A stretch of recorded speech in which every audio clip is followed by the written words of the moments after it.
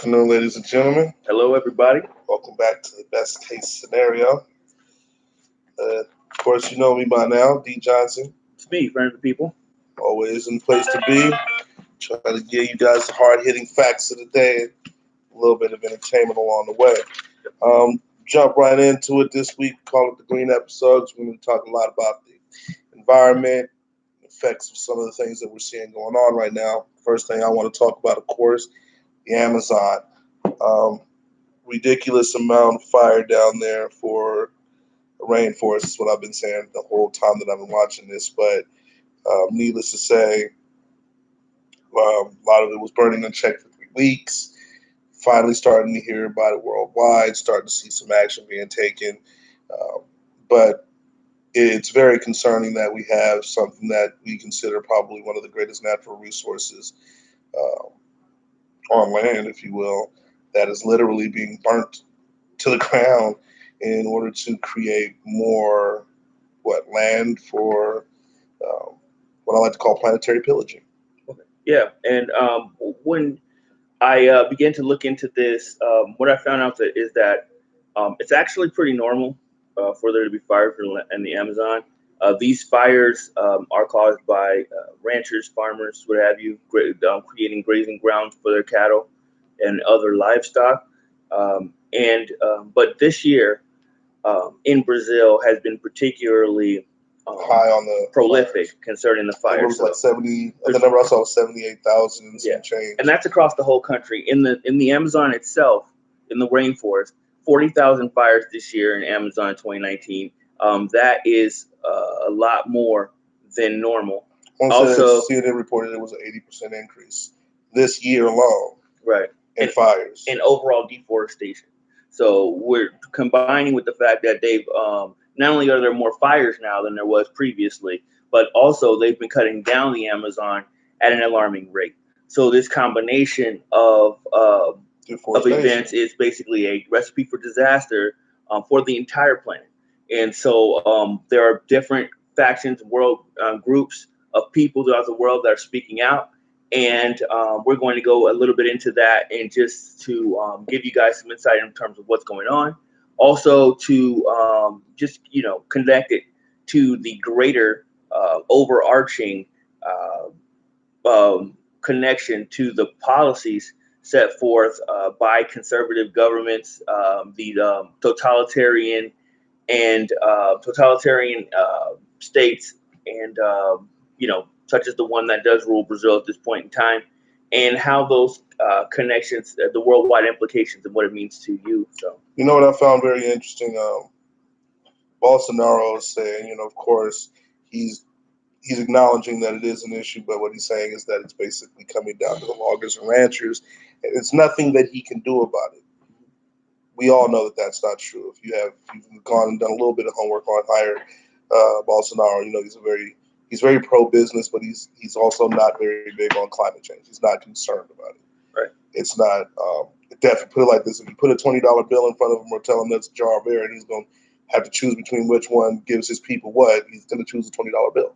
So a lot of people, a lot of researchers and environmentalists are saying they're calling foul on it because he's trying to distance himself from the problem, but at the same time he's profiting from it. And that's kind of one of the big things that we see in almost all of conservative pro-business politics. Right. If it doesn't necessarily line your pockets, it's probably not that big a concern.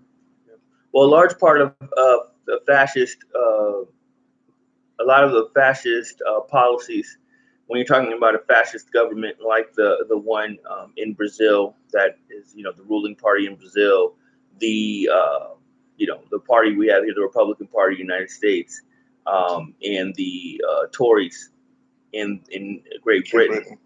What you see in terms of their service to big business and corporate, enhancing the corporate sector, their devotion to the corporate sector and its bidding is absolutely unabashed. They're totally unashamed, and in order to it's almost with zero disregard for anything else besides profit margins and the agenda of large businesses. When Bolsonaro came into power, he when he was elected, he promised that he would open up the Amazon for commercial, for even more commercial usage. Now, and he did so with in bold fashion by claiming that Brazil, the Amazon belonged to Brazil, where the Amazon itself has always been sort of looked at as, our world inheritance. World resource. It's the inheritance. It belongs to the entire world. Yeah.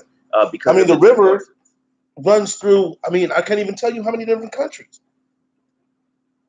Amazon is not Brazil's all inherently. It runs all the way from Brazil all the way up to like Venezuela or something like that. Like, it was one of those things when I heard him say it, or when I hear you say that, it's just one of those things that triggered in me that thought process of like, you can't have land ownership over something that the world needs. That's kind of how dictators do things. Yeah. Emmanuel Macron, the president of France, says that our house is burning, literally, when he refers to the crisis in the Amazon. He has urged the G7 leaders, which meet tomorrow, I believe, that there's some opening things that are going on right now, actually, with the G7 summit. The actual formal meetings start tomorrow. He wants to make it a number one issue that, in terms before anything else. And the crazy thing is, Bolsonaro's response to that was that it's just more political. He's politically pandering for it. And that's it. And I get it. But again, sometimes there's certain issues that become bigger than politics. And the Amazon burning down. I was 7, 8 years old in elementary school reading the Weekly Reader, and we were talking about it then. It's not like this has changed. The Amazon has been under attack by corporations, by logging companies, by farmers. And it's been under attack for decades. So now when we get to a point where we're a decade away from the tipping point, now we want to. I guess what I'm trying to say is this is nothing new. Mm-hmm. This is not a new subject. This is not a new issue. And I definitely feel like until it becomes an issue, conservative members of the world are going to keep brushing it under the rug. They keep putting it off till tomorrow, or they're not worried about it at all because lining pocketbooks, you have to do uncomfortable things in order to save certain things, which is you might have to take a profit cut. And we all know that's not going to happen with a lot of these corporations that we see, especially in, like you said, fascist countries, totalitarian countries, autocracies. We're just not going to see anyone say we'll take a hit. Right. And we're in a republic country, or we're in a country where it's considered a republic. But we've been telling our own leaders, Democrat and Republic, the same thing. And now it's starting to become something that people are talking about. It's the first election in, I don't know, I've been a part of maybe 8 now. It was 8? Yeah, I should say maybe less than that. But I paid attention to politics. My mother used to be in the NAACP, so she used to drag me around to go watch Jesse Jackson do his thing. But I got to listen to a lot of world leaders talk about a lot of issues. And no one even then, even knowing that the issues that our climate would at some point reach a tipping point, was talking about a thing. Yeah. And a lot of that comes from the stance of it's always been a battle, despite scientific evidence of global warming, there's always been political pushback as to the contrary. I know in America there are significant amounts of people, and the Republican Party, I think, as an official stance, denies global warming. So when you're thinking about it like that, in terms of that, a political issue. I remember, I was reading a book. It was called How Beliefs Spread. And one of the things that they were talking about was the ozone layer and how chlorofluorocarbons affect the ozone layer. But when, that's a no-brainer now. But at one point in time, that was believed to be myth or a political play to, affect people's businesses by not allowing chlorofluorocarbons. Right. So, there were scientists on both sides, some that said that chlorofluorocarbons did in fact affect the ozone layer. And then there were hired scientists on the other side of that as well that came to a different conclusion. And then it's a similar thing going on now here, except except the fact that it is well over 90% of scientists, climatologists believe that global warming is caused by human factors, and there is proven. that small. It's proven. We were talking about this contingent before we even got on. It's a proven fact. It's not even something that like if you just watch a couple of documentaries on the environment, it's proven. Human beings have caused a lot of destruction to flora and fauna. I mean, to the point to where we can just go down the line and say what's extinct. Nothing in the natural progression of things has ever become extinct as an animal until human involvement was there. It's just we are the, I guess you could say, we're the one species who has the ability to affect dramatically the entire globe, and we have. It's just real simple science. I mean, it's telling in front of the people there's a 1.6 million foot island of plastic floating around in the ocean. That's not going to come from a whale. I don't give a fuck how big the whale is. It's not going to come from a pod of dolphins. That's direct impact on, our ecosystem around us that we created and have not fixed. We're also one of those species of mammals that creates a ton of damage but does not do anything to reciprocate it back to our environment. Even animals are smart enough to know that hunt, eat, kill, do whatever it is you do. When it's time to die, you take your nutrients back to the source. We don't do that. We put our dead in boxes to keep them safe and preserved, which is fine. I'm not saying that there's anything wrong with that, but as we're taking things, we're pillaging our planet for resources and we're giving nothing back at an alarming rate. A little bit of help at a time is we're doing a little bit here and there, but we're taking more than we're putting back. And with Thanos' thought process, just for a second, if there's finite resources, where are we going to get them from if we don't find another way? Which coincidentally will bring us to the first segue in the show. Talk about the Bernie New Green Deal, Bernie Sanders New Green Deal, $16.9 trillion that spread out over the next. I think he said some of it's till 2030, the next 10 years.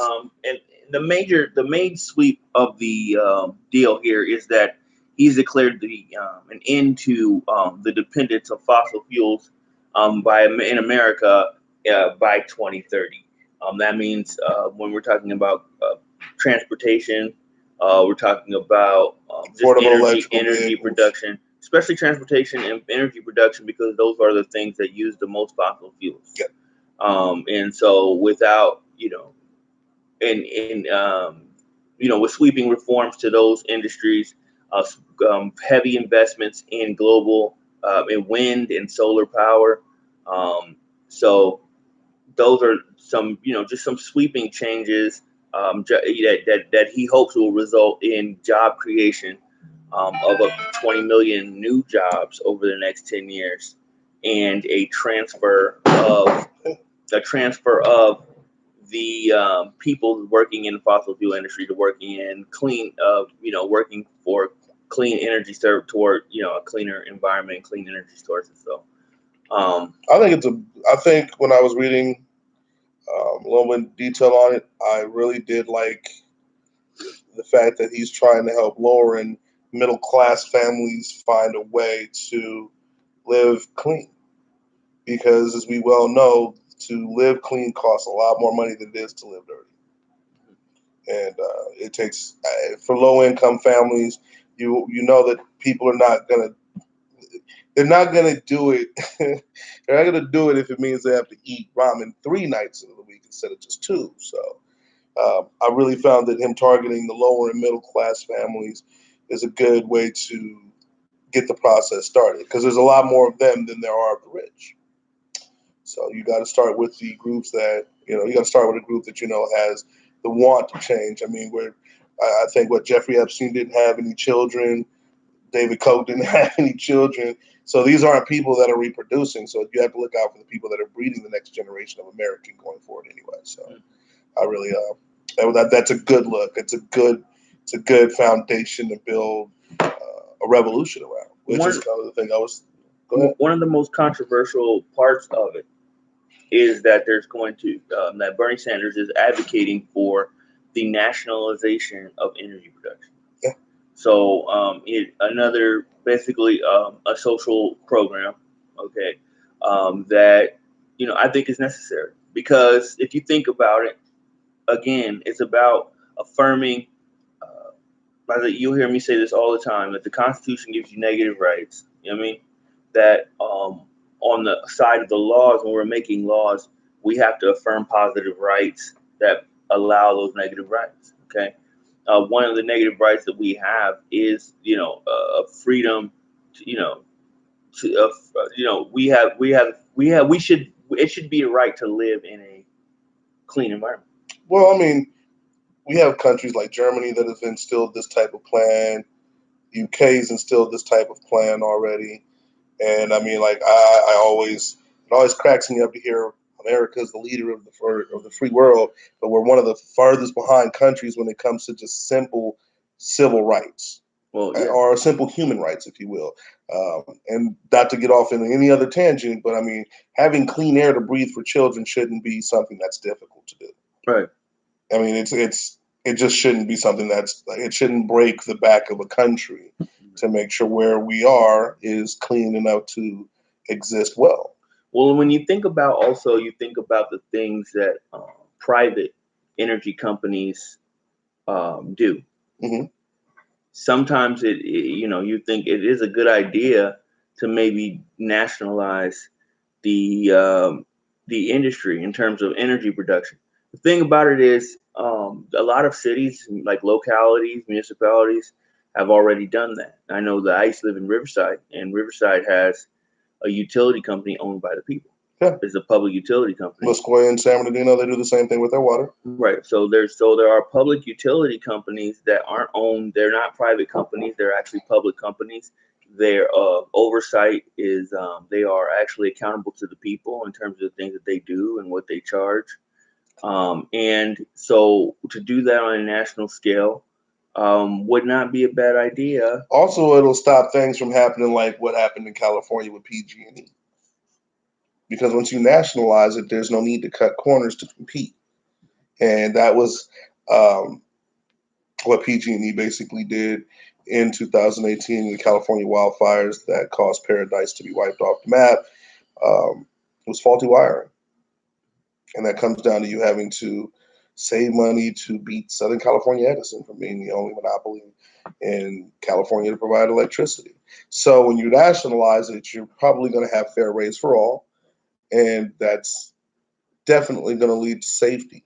It's going to, I shouldn't say safety, but it leads to safe practices being instilled nationwide. There won't be any rogue companies going out and cutting a corner here or overstepping a site or a slight here. If it's normal across the board, or if it's nationalized across the board, everybody knows what the rules and policies are. Again, I think you prevent a lot of tragedies that come from people trying to outsmart or outthink or undercut the rules. Mm-hmm. So basically, Bill de Blasio actually touched on that in a speech that he gave in New York City, addressing Edison and their practices in terms of their response, or their response to the government in terms of their explanations for certain blackouts and protocol in terms of how they're fixing blackouts. There was a blackout this year just a couple of months ago in New York during a heat wave. A very terrible time to have a blackout. After the solution was remedied, Bill de Blasio was asking Edison how it happened, how do they prevent it, yeah. Right, and things of that nature, and there was no real answer given to him. He then took his case to the American people, and he began to outline his problem with Edison, stating that Edison is not accountable to the people because they're a private company. Exactly. And so it's hard to get any kind of answers from them in terms of technically they don't have to tell you what their protocol is. They don't have to tell you. It's internal business protocols, and that's crazy. And then his solution to that was that perhaps they should get rid of Edison and go to a private public utility company in New York City to prevent that, and then that they would be looking into that if they couldn't get any answers from Edison. So this is just happening something on a national scale. When you think about it, if you can't get private companies just to treat consumers correctly, we don't want that happen. Something when it just happens with a faulty toy or something like that, that's one kind of problem. But when it actually infringes upon the rights of someone, that it becomes a larger problem. And we do have a right to clean energy, air. We do have a right to work in utilities. Well, think of it this way: rights. If you're in the middle of a heat wave, and I've lived back east, lived in the Midwest, when you're in the middle of a heat wave, you have children, little young children. I'm talking 2-3 years old and younger, and you have adults or old adults that are very susceptible to dying in those type of conditions. So yeah, you can't have a blackout without explanation, because then you don't give people a chance to plan for that. And trust me, Southern California Edison will let you know when they're going to black your neighborhood out. So they can do the same thing wherever they are elsewhere, but they're not being held to these standards because, like friend of the people said, if you're a private company, you really don't have to. I don't have to tell you anything. I don't have to show you anything. It is what it is because we're all you got. So nationalizing utilities, especially when it comes to things like that, I kind of feel like we at this point should have we should have one standard for it, because then we know who to hold accountable. Mm-hmm. And if the people are behind the choices of who they choose to bring them their energy, there's a lot less shucking and jiving on getting answers. There's a lot less hesitation to tell you what's going on. They're gonna want to make sure we know, because it just makes sense. When it comes to things that are affirm and positive rights that actually work hand in hand with negative rights, when it comes to that, we should not leave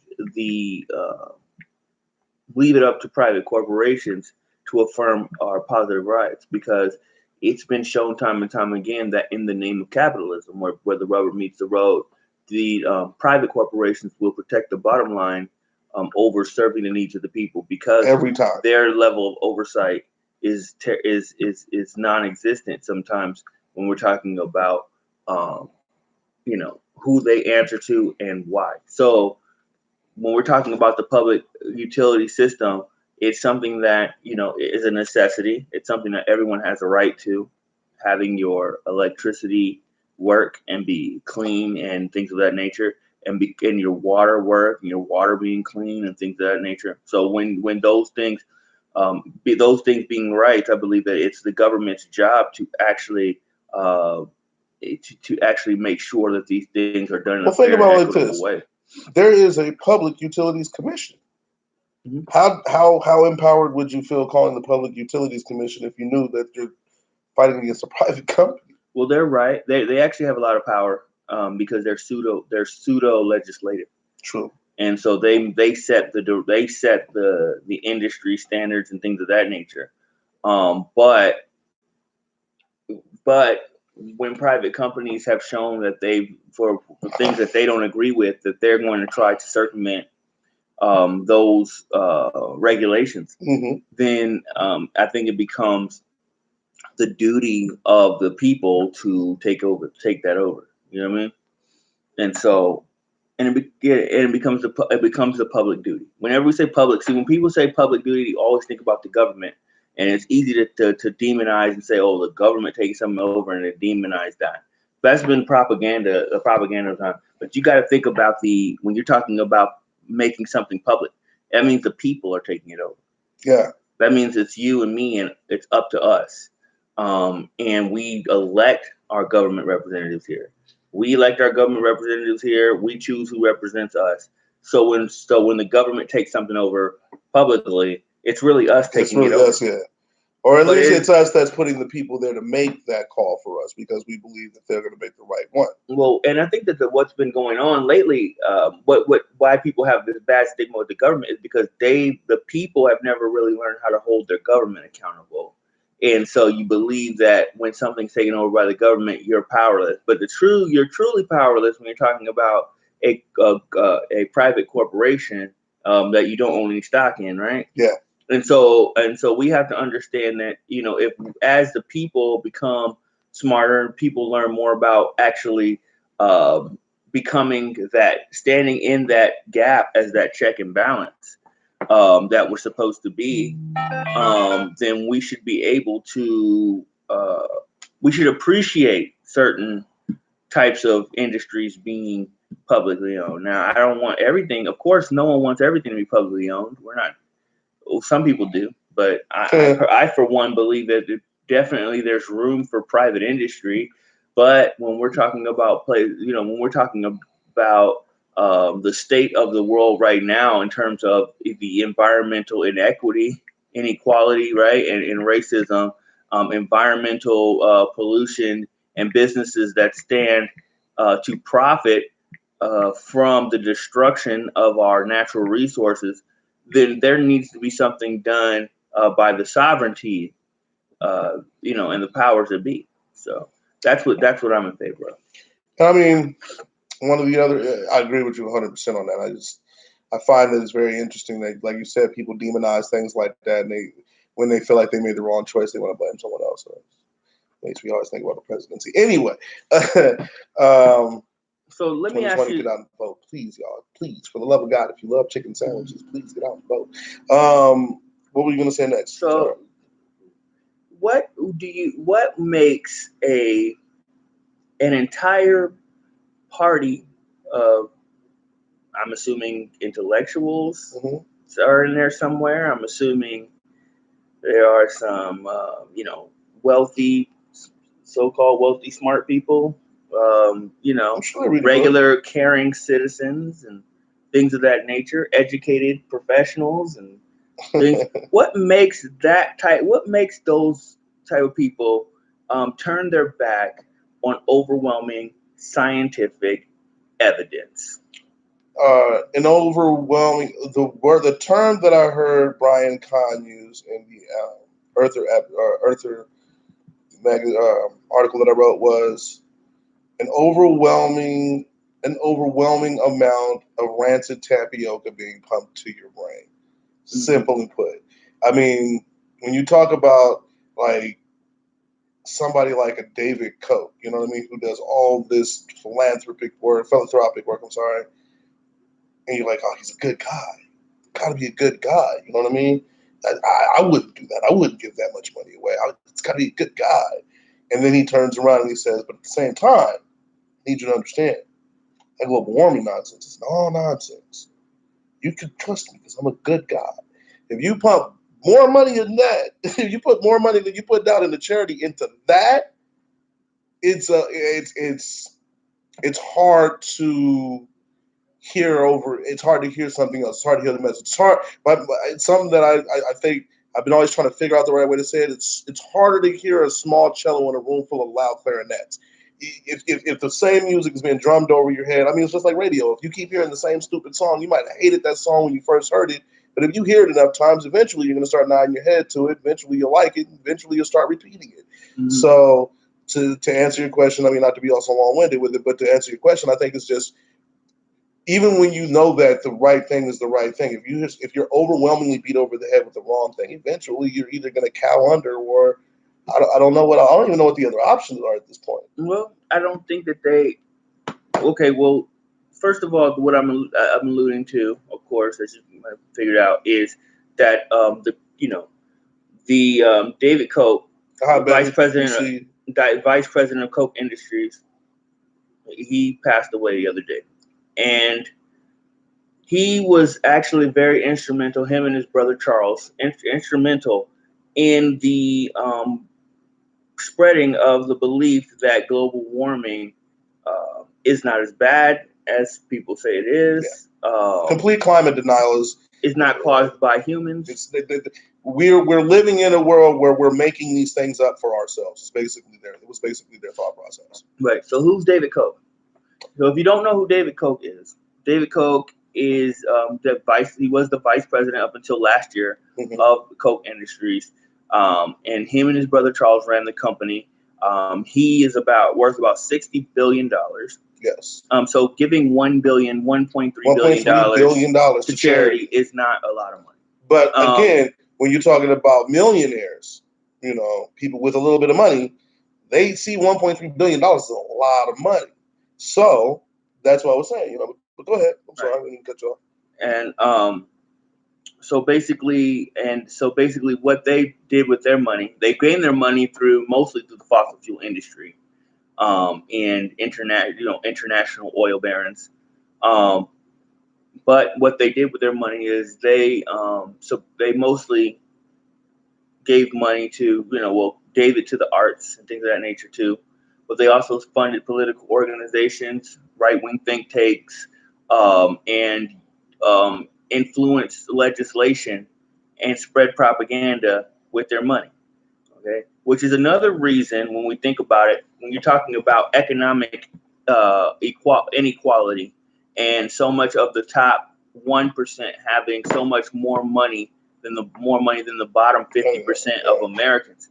When you're talking about that, that means that one person's ideology can be spread rampant throughout the American, and the world, right? Through the media, through different outlets, and regardless of what the actual popular opinion is. There are people that will try to. If I try to say that something's popular, I can bring out a poll. I can look up all kinds of stuff, right? But there'll be somebody else that can say that the other opposite side of that is very popular too. But that's because there are propaganda machines on both sides of any one issue, that are spreading their information. And so the Koch brothers were,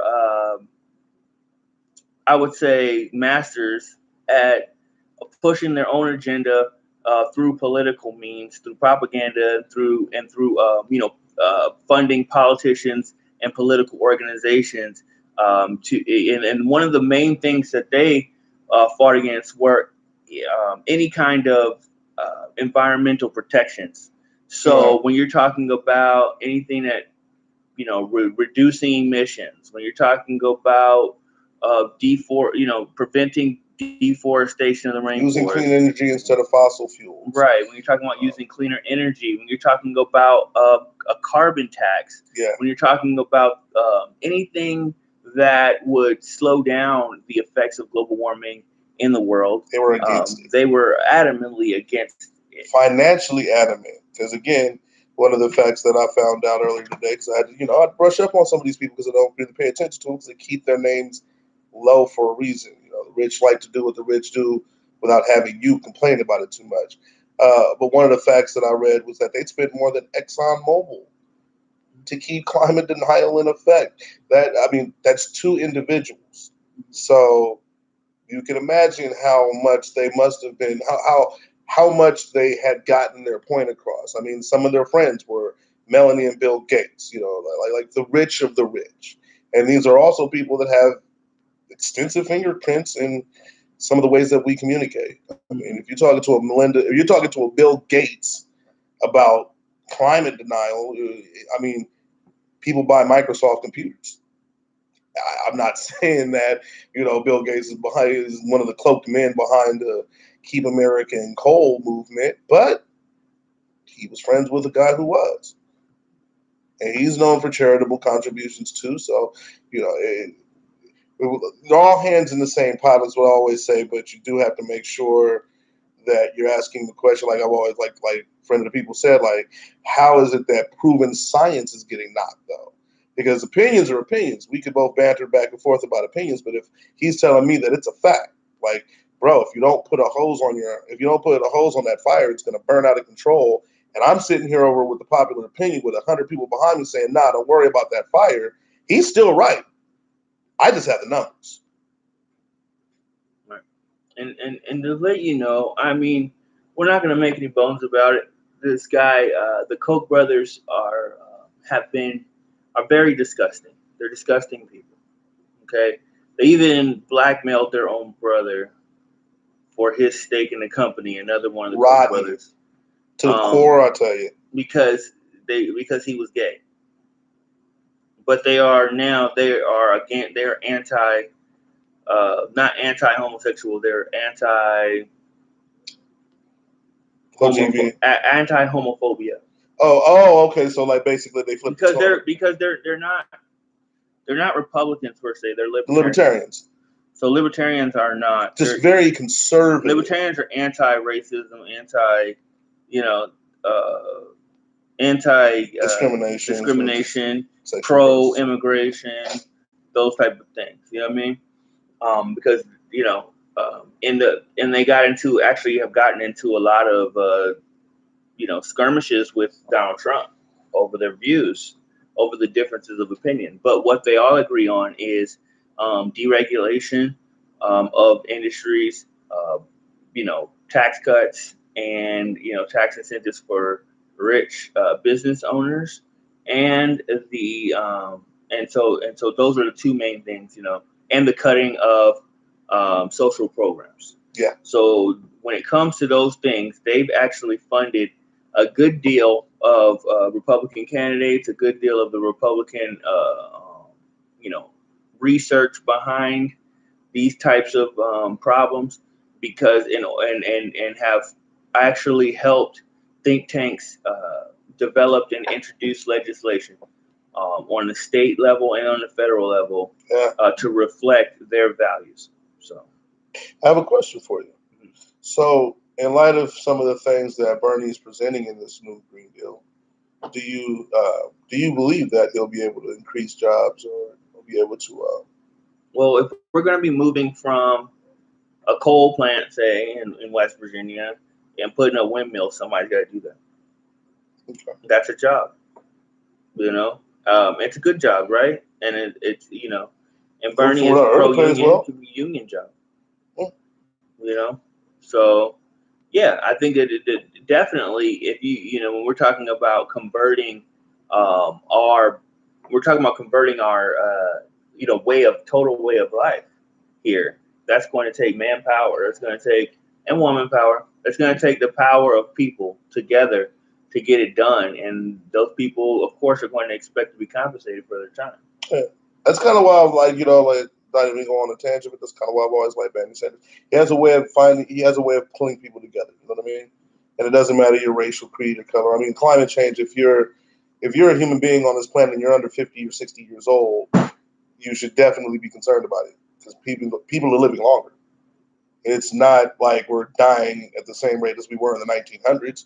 We're living longer. So if 10 years, I mean, I'm 41, with 39, we'll be here in 10 years. I'm not trying to live on a planet that doesn't have rain for 2 or 3 years at a time. Right, because it will be very hard to live. It will be. I mean, let's just be blunt about it as I can be. And I mean, they throw a lot of this. Oh, it's conspiracy theory. It's this. It's that. We can just look at some of the cataclysmic events of the last year, weather-wise, if you want to try to take a look at it from that angle. But we can even take it as far as understanding that there's places in India that have no drinking water at all. Mm-hmm. Now, we're not talking 10 years. We're talking right now. Right. So, and that's not even with the, effects of climate change. Yeah, it's dried out, but that's even mostly because of multinational corporations sucking the water dry and selling it. Right. Because we still be like, we live here in California. We well know Nestle's been plundering California for water for decades. And they're not even paying for it. Loophole, because they're a corporation. These are the type of things that we have to find a way to change. I know you started talking about, but this is the reason why the Amazon is on fire, because there's always a loophole to allow somebody to line their pockets off for the pain and suffering of the people without the money. Like you said, the 1%, right, they govern how the money is made, and the 99% suffer off the ways it's made. Right. So, and the reason a lot of times what the right will say is things of that nature are political, like environmental protections and things of that nature are political ploys. But the thing is, yeah, they're absolutely right. It's a political ploy. You have to start on a political level because the policies that we have now concerning the environment and things of that nature, they come from a systemic problem. They're systemic problems, and so for us to argue over one law here and one law there, but at the same time, when the system is messed up, it's short sighted. We have to go we have to change the system. And when we change the system and our policy and our thoughts towards our planet and you know what I mean, and what is acceptable and what isn't to our planet, and we make our legislation out of goals that involve more than just capital profit, then our legislation will then change to reflect those paradigms. See, we often get stuck in wanting to change. Like for instance, I take a good one, like healthcare. For instance, there's some people that want Medicare for all, some people that want something else. But you have to decide what paradigm are you coming out of. The paradigm that many people come off when it comes to if you're not for Medicare for all is, well, what are we going to do about? Well, people should still have a right to choose. Choose the wrong health insurance, or people should have the private health insurance company. People should have a right to still be able to make money in health insurance, which isn't a real industry. But the paradigm that we're trying to get people to wrap their head around is that healthcare is a right for everyone, that no one should go without healthcare regardless. You can't be refused service if you walk into a hospital. Of course. Period, point blank. So we already know you can't refuse medical attention.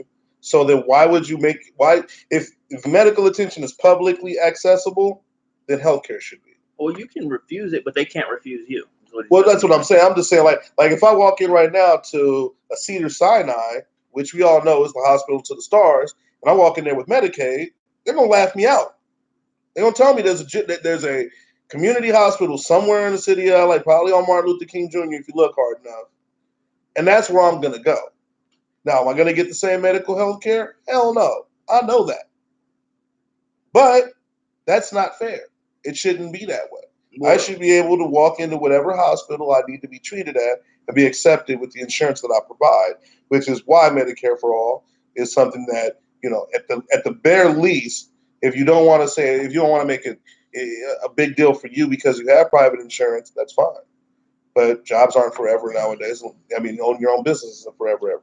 So Medicare for me, in the situation where I need it for all, is something that needs to happen. But again, we're talking about rights here. We also have the right, like we said before, to clean and free air and free water. Right.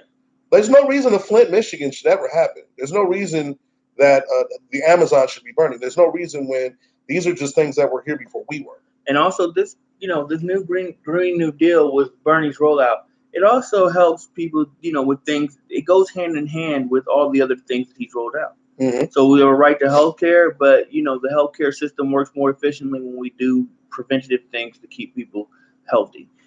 So clean air, clean water, keep people healthy. Yeah. We have a right to an education. Well, the world is changing. We need a more educated workforce than ever before. It's not just a bunch of industrial things going on. We're moving into more of an information age and a more, that type of base.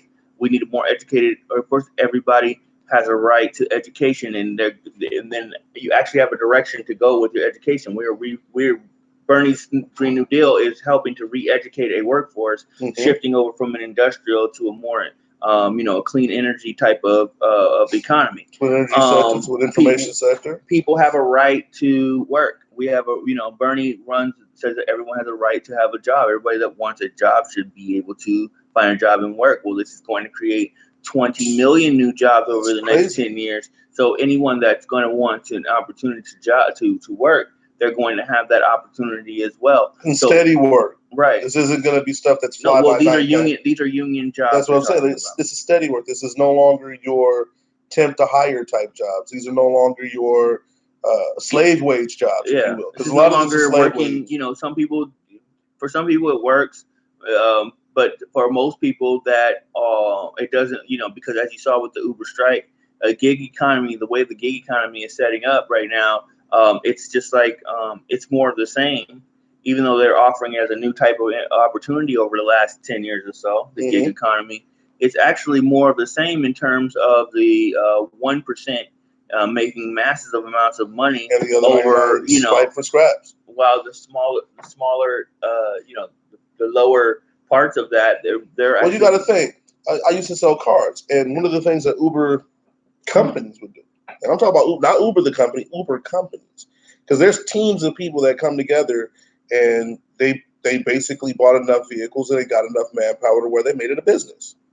Now, the opportunity in Uber was for you to go out, me to go out and drive and pick people up and take them to go get fares, right? But if I got 20 cars running to your one, you're never going to make the money that I made. And that's kind of the reason that Uber drivers that were doing it by the book can see the same premises we're talking about now. Because when people with money come into an opportunity that's there to help people make more money, and they take that opportunity away. That's why capitalism kills small businesses. That's why capitalism has always been one of the problems I've seen over the last 20 or 30 years, even when it comes to climate change. Because again, nothing that's going to benefit a global economy or global health is going to not cost money. Right.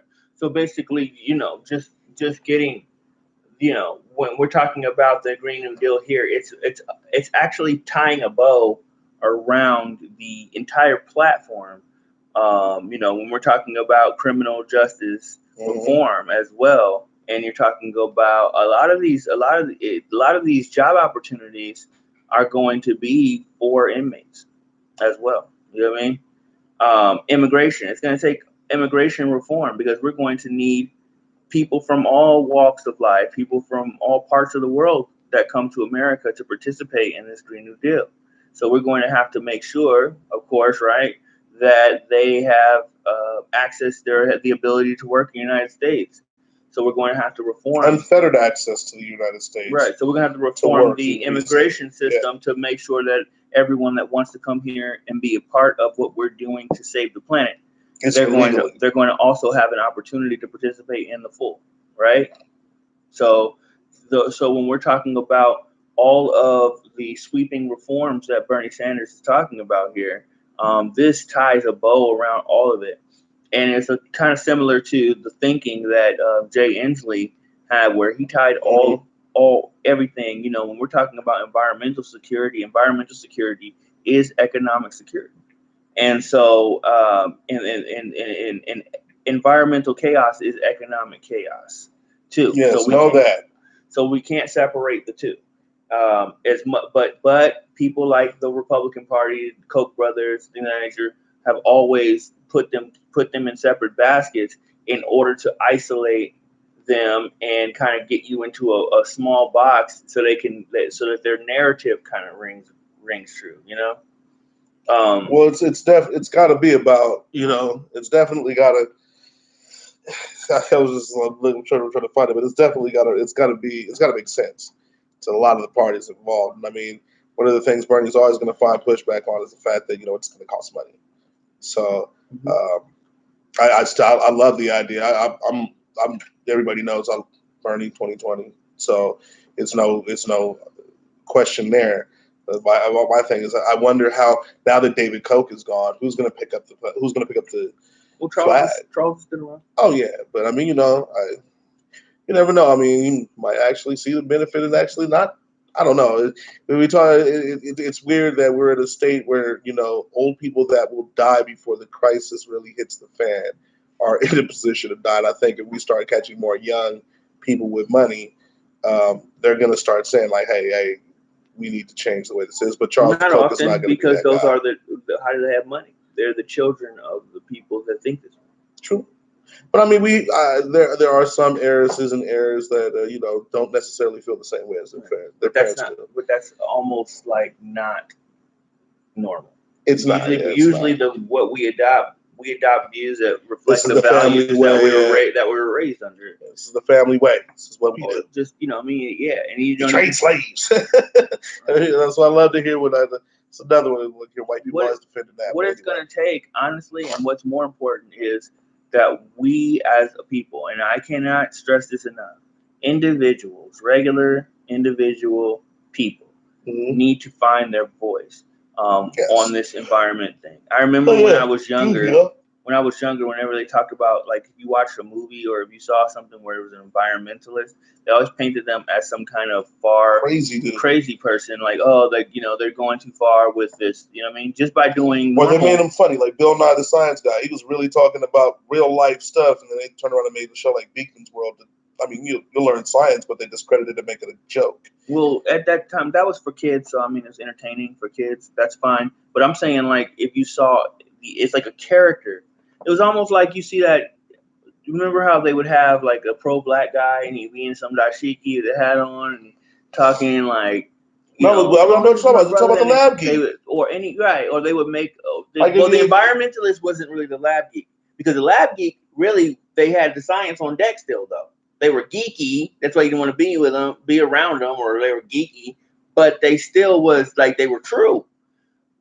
They were like the hippie. Yeah. You know what I mean? Like the hippie, they were way out and nothing. Exactly. And they had like the weird, like the white person with the crazy matted dreadlocks. Like Independence Day. Not wearing any shoes. Back at that, you know what I mean? Yeah, he's not wearing any shoes, and she's wearing sandals.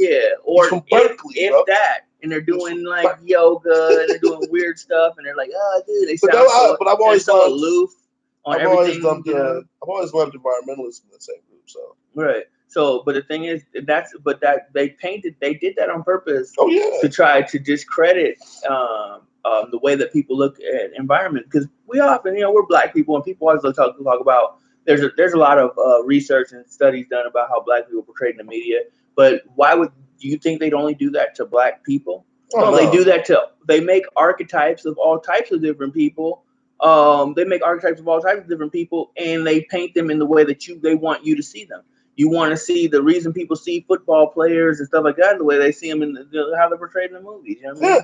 Either they're like the jocks, meathead jocks, that they use that to their advantage, but also, they're the most popular kids and the most, the best guy, or like, you got this leader, or this guy, he's a soldier, and he's a tough guy, and you know what I mean? Those type of things, those type of archetypes, and they put them in there, and they with that they reinforce certain values. I mean, I don't see a lot of people that want it to be, a certain, like anybody off like Revenge of the Nerds or anything like that, right? A lot of people want it to be James Dean. You know what I mean? I always go back to watching The Simpsons and watching a boy from the EPA, this shady agenda, but he knew he had a dumb president in office. So it's like, hey, come in here, I'm going to show you what I want to do, but I want you to be the one that chose it. I mean, he's right. It's like the archetype has always been painted that way. And I think that's why Bernie, or I'll even go as far as even saying, like, we need somebody that's progressive in the White House, because we've gotten too used to the same old same. Mm-hmm. Way too used to the same old same. I mean, well, environmentally, definitely. It's because and we need radical change, because it may already be too late. A lot of environmentalists, a lot of researchers, and a lot of scientists opine that that's the case. Right. So it may already be too late. They say 10 years. We may not have that much time. We don't know that. Those are estimates. It may be less. So it's time to, even if we do have 10 to 12 years, that's still requires sweeping types of an changes. Immediate change. Yes. Like we're talking about a whole nother year before we get a new president in office. But what can a person do? What can an individual? Become more aware of groups, I guess you could say, and find ways, if you can't do anything else, to just support the movement. Because you can't, complaining about it, even us pontificating about it, you got to start somewhere small. You got to start doing something small, even if it's just recycling. A lot of people say, recycling sucks. In general, it does. But if you can save a water bottle for 2 or 3 tries, I don't know. Do something small to help your environment. Because, I mean, until, like friend of the people said, I mean, we are band together and get our voices heard. Do something sweeping. Stop buying gas for it. Everybody always does that, but stop buying fossil fuels for a whole day. The entire country believes that they've given us this belief that we need these things to move forward. And there are other ways to do things. There are other ways around the problems that we face on a day-to-day basis, even on our level. And there's power that we have in our dollar, especially here in America, because we the people. There are not other countries where the government dictates how the government is run. We the people. That's the first three words in the Constitution. So if we the people make the moves, or we the people make the decisions, or we the people, put up the if we put up the resistance to this, even without Bernie Sanders winning, they're going to start noticing that we want the change. We have to show them we want the change, because it's just not something as people we're doing enough of right now. I mean, we'll complain about how cows are killing everything, but everybody still eats hamburgers. Mm-hmm. Yeah, they're good. They're really good. I mean, don't get it twisted. No hypocrite here. I might mess around and find myself in the face of a burger today or tomorrow. But my point is, we have to find a way to make our voices heard by these corporations that are behind this stuff. Because none of us collectively, none of us have $60 billion by ourselves, but there's 280 million Americans. 300 some. I might be a little off on the numbers, but that's a lot of people to make a voice heard. Well, yeah, and also, invest in your personal environmental impact. Every day, look for ways to do that, be creative, and then from there, first, change yourself, change your immediate surroundings. Then from there, go to the next level, and maybe help someone do it. Right. Because a lot of people like to talk at people. Don't talk, even if they can't follow by example. Take the first step and help them get involved. It's not. I mean, if we're really serious about continuing our existence on this planet, we have to understand that we have to do something to help that planet continue to help us exist on it. We cannot. It's not a one-sided relationship anymore. It's not. We can't just keep filling up countries with people and expect the globe to give us back what we need. Right. And stand against. And it's gonna again. I'm looking at top stories here in the environment right now, and this is why you have to stand against right-wing politics on this issue.